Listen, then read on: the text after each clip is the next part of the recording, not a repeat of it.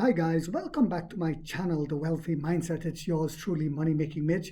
And as usual guys, this is not financial advice. Please do your own due diligence and research. I want to talk about the elephant in the room. What? Yes, there's an elephant in the room. It's called the Neo God chip. One of the main reasons why Neo is going to become profitable by the end of this year. Because Chinese EV companies will have to buy them from us. But what is happening? Well, to prove that America needs China and China does not need America, and Nvidia is in serious trouble, even if they are allowed to keep selling chips to China, the tariffs are there. It's not coming down.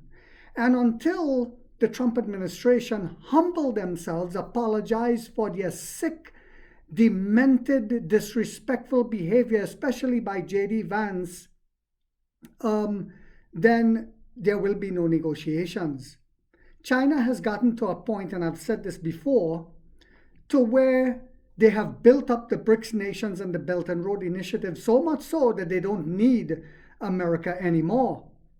Yes, excuse me guys, the economy may contract a little bit, but ours will go into a depression. So take a look at this clip of how the Western media spins it with Nvidia CEO over there in China, and then we shall discuss it. Well, let's be completely frank. It's very normal for Jensen Huang to go to Beijing. Nvidia has a sizable footprint in terms of employees in that country. He visits them specifically more than once a year.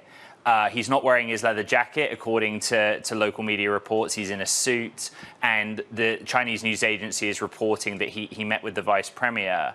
So, you know, it's hard to draw a sort of causal link between the news on the license requirement. And that's the basic thing that I want to clarify.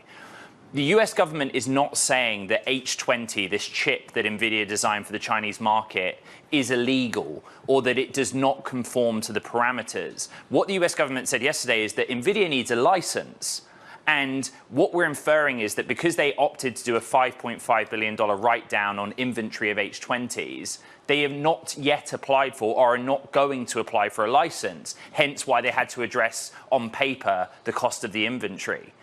So what happens next, who knows? But the timing is timing, Danny. Ed, can we just talk on air about something you and I were messaging about yesterday, which is that in my mind, it doesn't matter if the U.S. puts H20 export curbs on Nvidia, because the Chinese Communist Party has already advised companies not to buy these chips. And maybe a little bit differently than how things work in the U.S., when the Chinese Communist Party advises you to do something, in China, you do it, or maybe you disappear. Historically, yes. You're referring to the Chinese National Development and Reform Commission.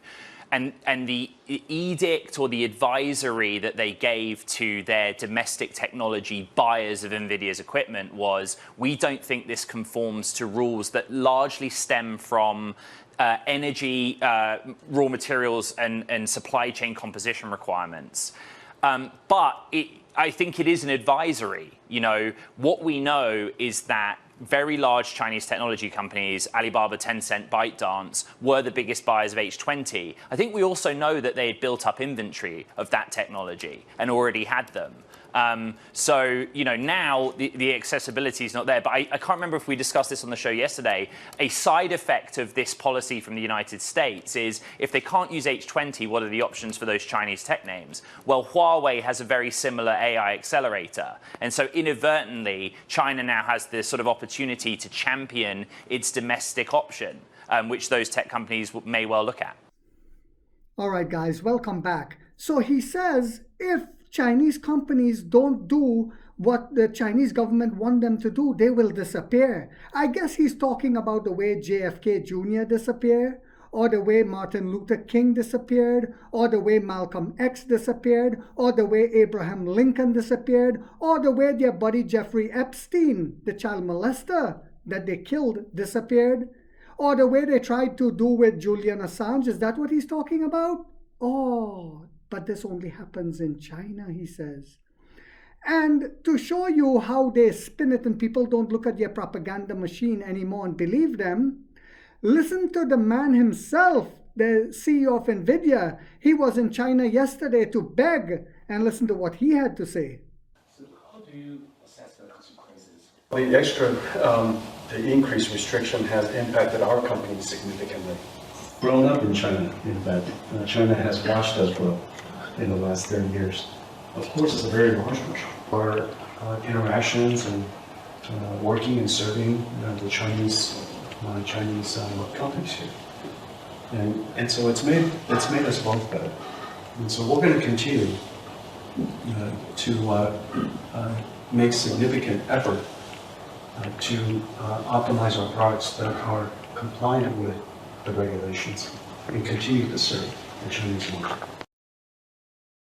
All right, guys, welcome back. So I know on my channel, I say it raw, I keep it raw and uncut. And a lot of times people don't like that, but only the truth shall set you free.